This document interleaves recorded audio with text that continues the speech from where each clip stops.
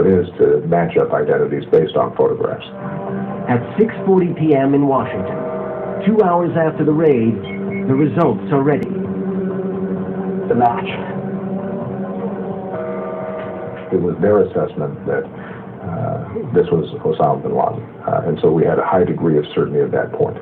We could not be 100% sure until we had the DNA. The results from the DNA test won't be ready for another 8 hours. In Abbottabad, news is breaking about a crashed helicopter, rumored to be American. In the White House, pressure is mounting. As soon as there were explosions on the ground in Pakistan, we knew that this was not going to remain secret for long. And there were immediately reports of people gathering on the scene, of media coming to the scene. And so we knew that the clock was then ticking. At that point, what we knew was that the story was going to start breaking, that there are a lot of rumors floating around there, and at that point we can't maintain secrecy any longer.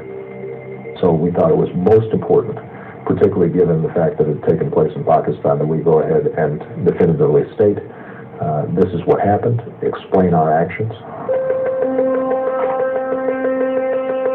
At 8:35, 3 hours after the raid ended, President Obama orders an address to the nation.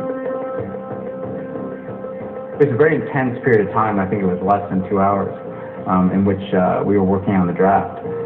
And we were editing it all the way up until when he walked out to deliver his remarks. President Obama is about to make his announcement to the world without final DNA confirmation. It wasn't really until Bill McRaven personally saw the body that we confirmed that, in fact, it was bin Laden. At that point, we were 99% certain. In Jalalabad, Afghanistan, SEAL Team 6 gathers to watch.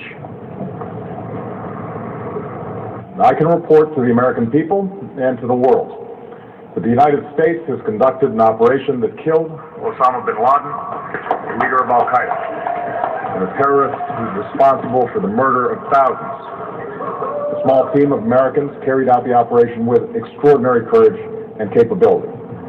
The death of bin Laden marks the most significant achievement to date in our nation's effort to defeat Al-Qaeda. As a result of this successful mission, we have said to the world, if you kill Americans, we're going to find you and we're going to bring you to justice.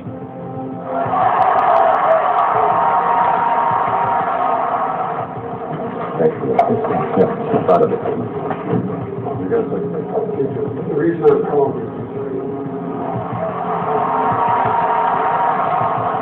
It's nice that the American people can celebrate, but this is one chapter in a long book, and it ain't over. I think it was a somber moment for a lot of people. It made a lot of people reflect on, again, the people that we have lost as a result of bin Laden's terror over the years. It was more, I think, cathartic. Early the next morning, DNA technicians confirm that the dead man is Osama bin Laden. We decided that his remains would be buried at sea because we wanted to make sure that we were able to handle this situation appropriately. We did not want bin Laden to be a martyr. It was a masterful move to have him dumped into the ocean.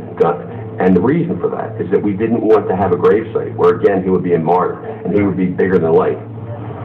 We looked at how we should handle his remains. We wanted to do it in the appropriate time frame because it needs to be done within 24 hours. This was a murderer, but yet we didn't want to do anything that was going to be deemed offensive to Islam. We gave it much more consideration, and we gave it appropriate, deference, more so than bin Laden gave to any single man, woman, or child that he killed. And it was long past time that his terror, his murder, and the agony he caused people came to an end.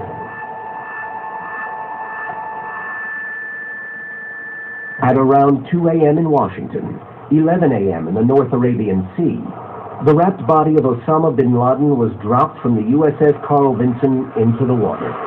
This final mission finishes the story of the world's most wanted man who orchestrated the 9/11 attacks. On this episode of Pawn Stars.